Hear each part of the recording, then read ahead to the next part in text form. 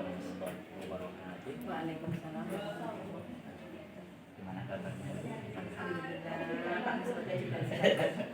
Alhamdulillah. Ketemu. Ya sudah kemarin kita petir karena tugas saya khawatir tidak bisa menjalankan kita untuk kegiatan pendampingan kedua ini. Bagaimana hubungan dari sekolah dan dewan guru atau mahasiswa? Alhamdulillah, kalau Bapak sekolah selalu memberikan motivasi, kemudian saran, termasuk saran untuk kemajuan kita, kemudian juga terbuka melakukan diskusi. Jadi setiap kali kita melakukan koordinasi dan diskusi, beliau selalu terbuka menyediakan waktu. Dengan kan juga melihat bahwa kegiatan kita hari ini adalah bagian dari dukungan kepala sekolah dan juga termasuk besok kan termasuk besok. Nah, kemudian kalau untuk hubungan dari rekan sejawat itu kemarin jadi 2 bulan sebelum diseminasi, jadi kita kan sudah mensosialisasikan kepada teman-teman. Jadi teman-teman bersedia membantu, terutama dalam praktek-praktek kayak misalkan untuk keyakinan kelas kayak gitu, kemudian bagaimana restitusi itu dilakukan. Jadi mereka juga menyediakan waktu, bahkan kemarin yang diseminasi itu mendampingi kita sampai jam 5. Karena kan 1 CGP itu 1 jam minimal kan deh, 1 jam. Jadi kami mulai dari jam 7 sampai jam 5, bahkan kami pulang. Jadi dukungan-dukungan seperti itu. Kemudian apa tantangannya buat ibu di program ini? Yang pertama, dulu saya pernah menyampaikan bagaimana saya harus mengolah waktu efisien, efektif supaya saya tidak meninggalkan anak-anak di kelas. Nah itu. Kemudian yang kedua itu ada beberapa instruksi di LMS untuk tugas itu yang kami kurang paham, meskipun di situ ada pertanyaan pemantik kan Pak. Jadi bingung. Jadi misalkan kayak ini mau diapakan seperti itu. Nah, kemudian yang ketiga ini adalah mempraktekkan konsep-konsep yang ada di modul. Nah, itu juga ada beberapa yang misalkan teorinya seperti ini, ternyata ketika di lapangan itu nah, jadi maksudnya solusinya bagaimana, karena kan kita masih belum begitu paham. Nah, gitu. Jadi ada 3 itu sudah. Kemudian apa yang sudah ibu pelajari tentang modul 1.1, 1.2, dan 1.3? Kalau di 1.1 itu yang paling membekas di saya itu adalah tentang filosofi pendidikannya Ki Hajar Dewantara. Bagaimana sosok guru seharusnya menjadi pamong, menjadi among dalam menuntun anak-anak. Dan di situ saya memahami bahwa sekolah itu diibaratkan sebagai lahan pertanian yang harus dijaga kesuburannya.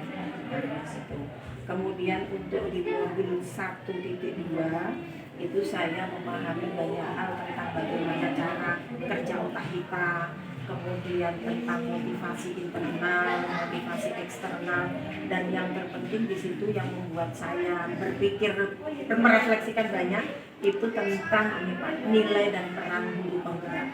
Kayaknya di situ berat sekali, tanggung jawabnya berat sekali. Nah, untuk yang di modul 1.3 itu saya mempelajari tentang paradigma berpikir IA itu Pak, inisiatif apresiasi itu. Nah, itu yang kemudian dirumuskan apa yang disebut dengan Bagja. Nah, dari Bagja itu saya memahami, begini ternyata ketika kita mau melakukan prakarsa perubahan, tidak tiba-tiba kita terus nulis, tetapi ada tahapan-tahapan yang secara ilmiah yang harus kita lakukan. Itu Bapak. Kemudian hal yang menarik setelah pendampingan individu kedua ini? Yang menarik bagi saya adalah karena kita ada 7 CGP Pak ya, jadi kita melakukan bersama-sama. Kemudian hari ini menjadi pengalaman saya pertama, kumpul semua PP, kemudian dari situ ya itu menarik, itu pengalaman pertama bagi saya dan itu menjadi pemicu gitu. Sudah harusnya maju sudah. Ya, itu yang paling menarik. Gimana tentang kuesioner yang pernah Kuesioner, Iya, hasilnya apa? iya. Oh ya, Apakah kuesioner yang sudah, yang 5 kebutuhan dasar. Yang pertama dulu itu sudah saya lakukan untuk mengetahui 5 kebutuhan dasar itu Bapak, yang tentang bertahan hidup, kesenangan, penguasaan. Nah, sementara itu memang belum dari 7 kelas itu saya baru satu setengah kelas. Dari hasil itu ternyata Bapak luar biasa memang. Anak-anak itu di usia kelas 8 itu ternyata terutama yang laki-laki itu memang keinginan untuk bersenang-senang dan menguasai itu sangat tinggi Bapak. Jadi sehingga apa ya, saya jadi paham kalau mereka terus main-main di kelas, kadang-kadang juga mungkin bisa merusak properti ya, tapi kita harus paham itu.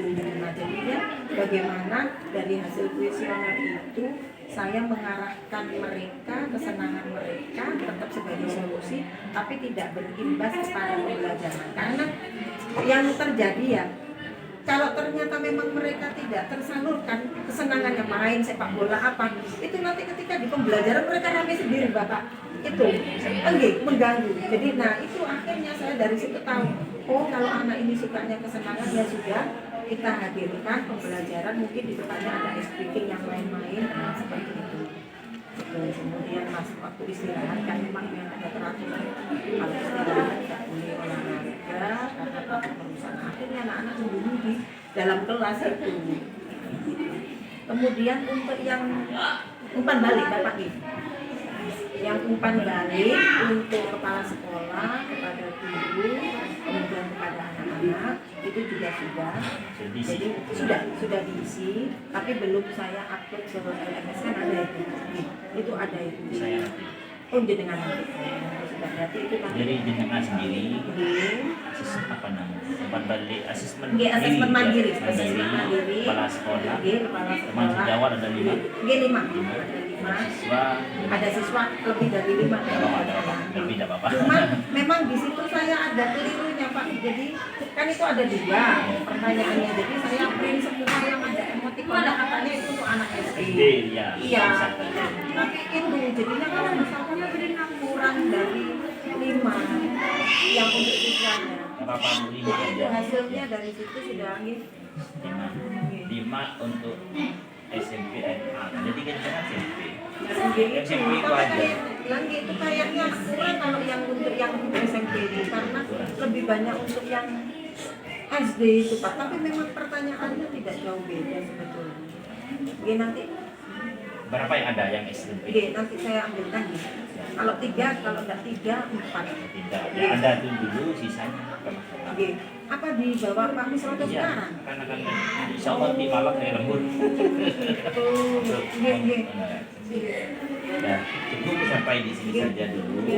Berikutnya kita mudah-mudahan kita diparingi kesehatan. Besok insya Allah kita di sini ya. Oke.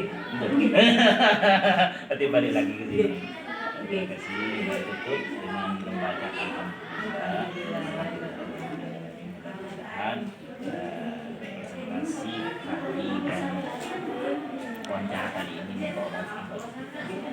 Nah ini kita tutup ya. Assalamualaikum.